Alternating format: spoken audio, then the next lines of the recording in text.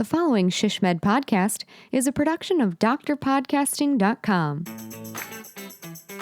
This is a special podcast produced on site at ShishMed Connections 2019 annual conference in Nashville, as we talked with keynote speakers and session leaders direct from the show floor.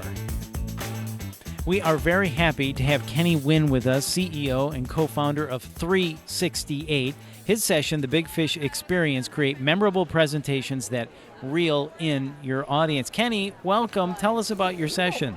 Bill, I'm so excited to be here. Nashville's great session. Super stoked for it tomorrow. We're doing a session based on our book, The Big Fish Experience itself. It's a session about how to give more effective presentations, but a much more tactical session because we all know that we're going to assign people to go to workshops and stuff. The real thing that people are going to get away tomorrow isn't takeaways. It's actually to-dos. And that's something that we're going to push, and we're going to tell everyone, if you want to be more influential, you don't do takeaways, man. You're going to have to do to-dos. Okay, so how do we do a to-do instead of a takeaway? Here's an example. One of my good friends, Eric Schnurr, he is the former speechwriter of Al Gore. Okay. And I asked him, give me the best speaking advice you can ever give me. If you could just wave a magic wand and improve every person in the world in their speaking, what would you do? And he said, you have to do to-dos instead of takeaways, and this is how you do it. First is that when you tell someone to do something, you have to make it a task that is very small, but enough to gain the momentum. But on top of that, though, have them do it in 72 hours. Because if you can do it in 72 hours, I mean, that's momentum right there. And the best KPI in any presentation is momentum. When you really break it down is you want people to take action. So I'm going to ask you to do something, Bill. I'm not going to ask you, like, go fix my car. I'm going to ask you, in the next 72 hours, can you make a decision to go fix my car? Yes. Much more straightforward, much more biteable. You can go and just, like, taste like I'm taking action here. Just think about this, Bill. You have 30,000 decisions to make a day. That's, like, statistically how many people have. I'm going to help you with one of them. Okay. I like that. Help me with one right now. No. All right, so that was really good. So small to-dos that gain momentum and something within 72 hours. Yeah. So give me an example. I'm a healthcare marketer. I've got a new service line I'm looking to promote. What do I, and I'm going to do a presentation for the CEO. How do I put that into action? Yeah, if it's internal or external, the fastest one is like, give me feedback in the next 72 hours, and then give a guideline of feedback. What did you like? What did you not like? Why? That way, it's something that they know they have to jump on in 72 hours because it creates urgency. I mean, no one wants to live in a presentation world where there's no urgency. That's a lecture. Right. And we're done with those. We're done with those. Yeah, we don't want to do sit this. through those anymore. We don't want to listen to those anymore. Yeah. All right, so say we are giving a presentation, right? And a lot of us have to give presentations. A lot of marketing directors have to give presentations. How do we write an engaging speech outline in 15 minutes or less? I'll tell you this. It actually starts with an audience exercise. You have to know who you're speaking to, when and where you're presenting. That's very important because depending on the room, if you're like situated, like let's say at this conference, you're situated typically in those rooms above your audience where you can't meet their eyes.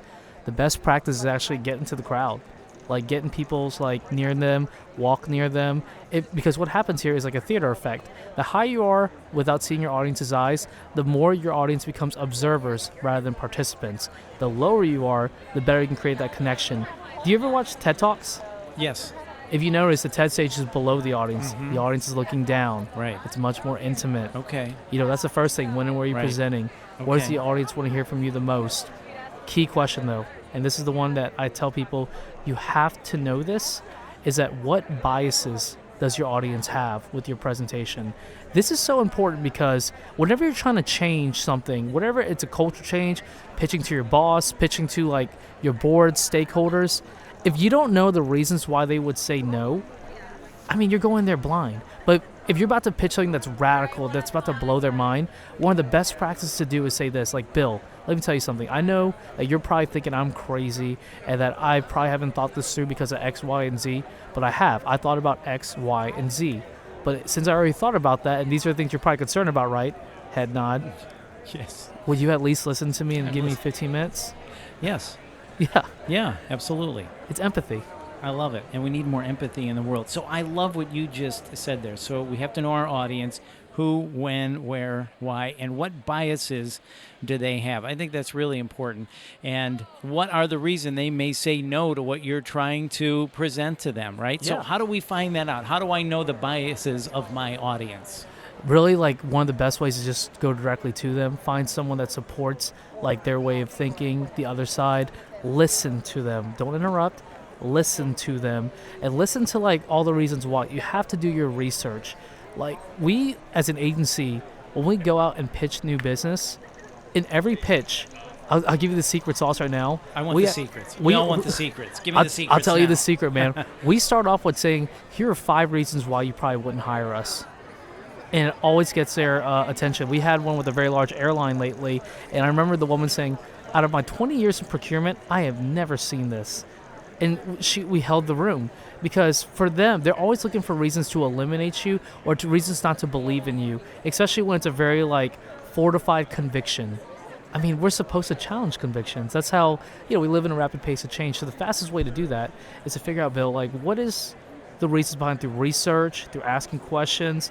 But the more you can figure out your audience's, like, reason of why they would resist, and then you just, like, say it out. It's like in stand-up comedy. When you watch good at stand-up comedy, you laugh at the things that push your moral compass, things that you wouldn't say out loud normally, but those things awaken something deep in you. Right.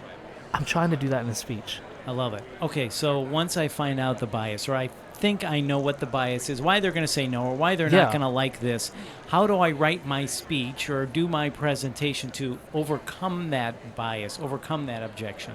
Yeah, so the way that we do it is that after we figure out, like, these questions, we really figure out who the audience is. After that, we actually mind map the whole entire presentation, and the first thing we focus on is the big idea, the main argument of why you're speaking. But after that, we focus on the call to action. Every great presentation should have a call to action, whether it's a demand, an offer, or a question. And after that, we start focusing on main takeaways. And I know we said no takeaways, but these are the things that lead to the to-dos. These takeaways here, we like to say it should be 140 characters or less, should be quotable, something people can easily tweet out very easily. And finally, an opener and a closer. We do that last because you have to know where you're going before you start. And it could be a story, a question, a fact, data. What's important here, though, is that the bias question comes up near the beginning of the presentation. Okay. So you try to get that question out right away. So through the rest of it, they're going, okay, maybe I was wrong about that. Maybe this is something I want. So you said you have to present them with, of course, if you have a big idea, the CTA, present the main takeaways that lead to do. So what would be an example of that? I've got a big idea, and I'm presenting it to my CEO. I know that he or she is not going to like this part of it. What would be that quick to-do within 72 hours I would want to include? The best to do, the easiest to do is, like, feedback in 72 hours. It's like, just tell me what you think. Or the next thing is, like, tell me what would make this idea better. The reason why you're trying to push for something so quickly is because it's faster in your mind. And we live in a world of influence. So the agency that I own today, like, what brands say and what brands do, there's a big gap. We try to bridge that gap. You as a leader live within that gap, and you have to become more influential, but you also want more influential people around you. And so when you're pitching to a leader, someone that's, like, maybe, like, higher in the hierarchy than you at the organization, if you tell them to do something that can help them become more influential, they're going to do it. They want that roadmap because they have to make so many decisions, but then you made, their decision for them. That's how you can help them become more influential and you become more influential. So how do you phrase that to do within 72 hours? Hey, boss, can I get your feedback within 3 days? Or how do you phrase that? How do you say that? Hey, I'm looking for feedback in the next day or so? It's all about urgency. If they don't feel like it's a priority for them, they're not going to think it's a priority for you, because they're the ones really guiding you at the end of the day, right? Like, their concerns are your concerns, right? So if you're able to say, hey, Bill, look, I need this in the next 72 hours because this is going to happen. This is going to happen. We got to get the ball rolling. All I need from you is just your thoughts in 72 hours. Like, all I need is just to hear what you think about it, whether it's good or bad. What happens here is I know that you're committed to it. And that's how a lot of, like, even in update meetings, for example, people say, like, well, I'm a CFO for a hospital system. We have to just give quarterly updates. You could still have to do. And that's like, tell me what you think about this. Give us feedback. Get the crowd engaged. It's all about like what happens after the presentation. I cannot harp on this enough. The best thing that you can have in a presentation isn't the sale. It's the momentum. It's the little things that happen to lead to what you want to happen. Gotcha. All right. So for someone listening to this right now, can you break this down into here's 3 easy steps to get started? Yeah, if I were to say 3 easy steps, these are the 3 things I would do. One is that I would always make sure that when I go into a speech, I know what my audience's biases are. Have to know that. Second is that I have to have some kind of compelling argument that's going to make them feel like, wow, this is going to make the world a better place. The way to do that, I'll give you the framework, is that you challenge them and then you tie it to a benefit. And so it's the challenge in parentheses, so that benefit, just fill it in with what you want to challenge them with, and then lead it to like, this is what can happen and this can benefit them. Now the final one is to make sure that you always include to-dos. It's so important to make people feel like I have to make sure I have to do something after this presentation. I have to take action, because people love people that take action. You can help them be that. I love that. And by the way, for you listening right now, I wish you could see Kenny. He's rocking this awesome pink sport jacket and tie. Yeah, I think you've got the look of the show. SHSMD Connections 2019. Can I just say that right now? Yeah, thanks, man. Proud to rock it. All right, so let me make sure I have this right. Okay, so here's our 3 steps. 1, know your audience's biases.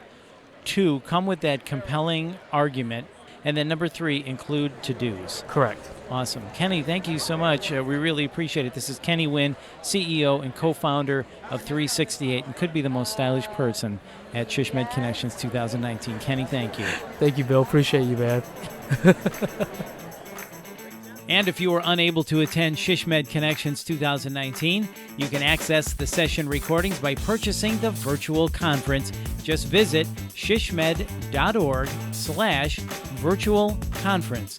And please join us at next year's conference, September 13th through the 16th, 2020, at the Hyatt Regency in beautiful Chicago, Illinois. And if you found this podcast helpful, please share it on your social channels. And to access our full podcast library for other topics of interest to you, visit shsmd.org/podcasts. This is the SHSMD Podcast, Rapid Insights for healthcare strategy professionals in planning, business development, marketing, communications, and public relations. I'm Bill Klaproth. As always, thanks for listening.